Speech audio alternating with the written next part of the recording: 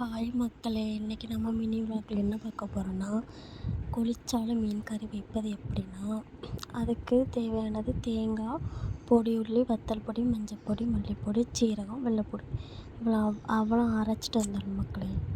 அதுக்கப்புறம் புளி கரைச்சி வச்சுருப்போம்ல, புளி தண்ணி, நம்ம தேங்காய் பேஸ்ட் அரைச்சிருப்போம்ல, அதை ஊற்றிட்டு புளி தண்ணியை ஊற்றணும் மக்களே.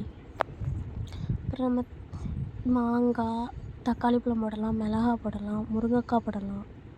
உங்கள்கிட்ட என்ன இருக்கோ அதெல்லாம் போடுங்க மக்களே. அடுத்து லாஸ்ட்டு உப்பு போடணும். உப்பு போட்டு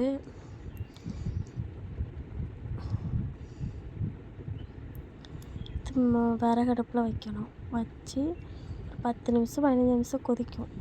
கொதித்து வர டைமே ஆப்பையை போட்டுலாம் கிண்டக்கூடாது மக்களே. அடுத்து மேலே அந்த கரண்டியை வச்சு இப்படி குழம்ப ஆற்றி விடணும்.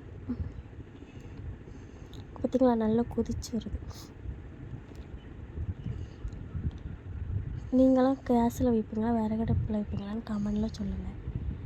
அடுத்து லாஸ்ட்டு இறக்க டைம் கருவேப்பிலை கொஞ்சம் போடணும். அடுத்து ஒரு 11 மணி நேரம் காஃபி. நீங்கள் கடுங்காஃபிலாம் குடிப்பீங்களான்னு கமெண்டில் சொல்லுங்கள். சுட சுட காஃபி. அதுக்கப்புறம் வீட்டில் மாவு அரைக்கணும். தோசைக்கு மாவு.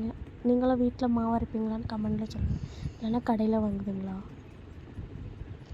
பாய் மக்களே, இந்த வீடியோ பிடிச்சிருந்தா லைக் பண்ணுங்கள், கமெண்ட் பண்ணுங்கள், ஷேர் பண்ணுங்கள். பாய் பாய் பாய்.